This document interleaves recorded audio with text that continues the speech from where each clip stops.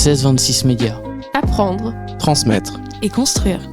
Bonjour et bienvenue sur 1626 Médias. Nous sommes sur la deuxième journée de l'Odyssée des métiers et des formations. Nous sommes avec Céline. Bonjour. Bonjour. Comment ça va ?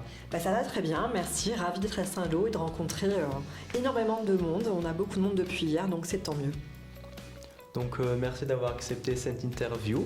Donc pouvez-vous vous présenter pour commencer ? Oui, donc moi je m'appelle Céline, je suis responsable du service entreprise à la Maison de l'Emploi et de la Formation du Cotentin, donc à Cherbourg, et on porte notamment la mission locale dans nos services.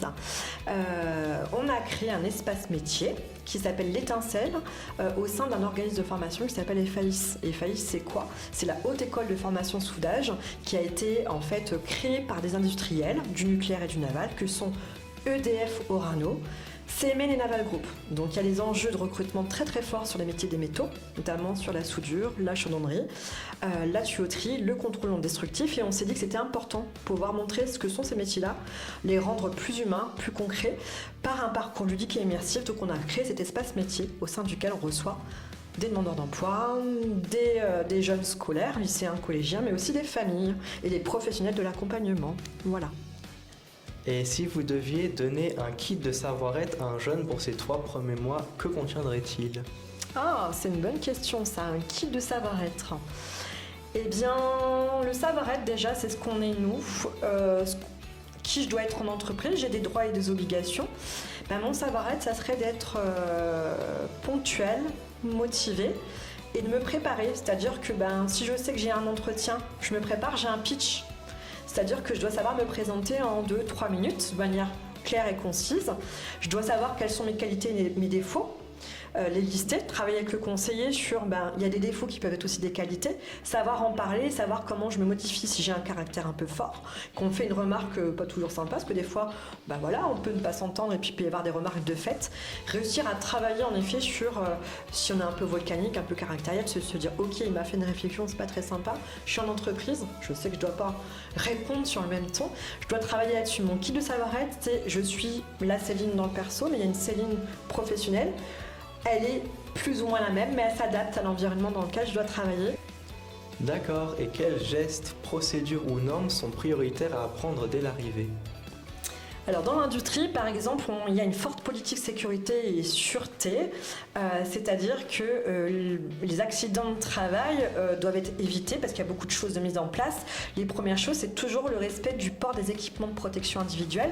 L'employeur me fournit mon équipement de protection, j'ai mes chaussures, j'ai mon bleu de travail, j'ai mes bouchons d'oreilles, mes lunettes s'il faut, mon casque, etc., ou ma casquette coquet.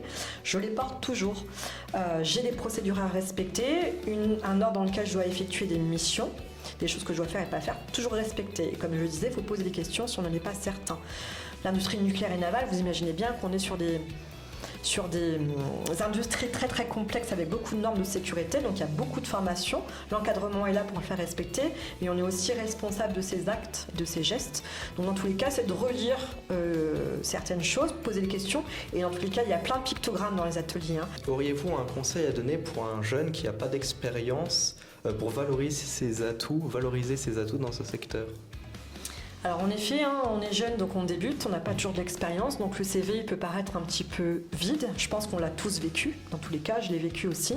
C'est de se dire que ce que je mets en place dans ma vie perso, que ce soit par des activités sportives, culturelles ou associatives, je développe des compétences. Ou même si chez moi j'aime bricoler, alors on peut bricoler sur un véhicule, dans sa maison ou autre, ça ce sont des compétences. Ça veut dire que je peux être manuel, je peux être minutieux, je peux être rigoureux. Si je suis dans un asso, que je sois entraîneur ou bénévole, je gère une trésorerie, c'est des compétences transversales qui peuvent être utiles en fait pour un métier. Donc c'est bien de se dire mais qu'est-ce que je mets moi en place dans ma vie personnelle si je fais du sport ou autre, qu'est-ce qui peut intéresser un recruteur. Et ça c'est très très important parce que ça veut dire beaucoup de choses de vous. Même si on n'a pas travaillé, on a fait juste des stages ou qu'on a fait du sport, qu'on est dans une asso, ça apporte de la matière. Moi j'étais recruteuse pendant plusieurs années, donc je fais très attention à tout ça. Et en effet, sur le temps personnel, les compétences elles sont transférables dans tous les cas.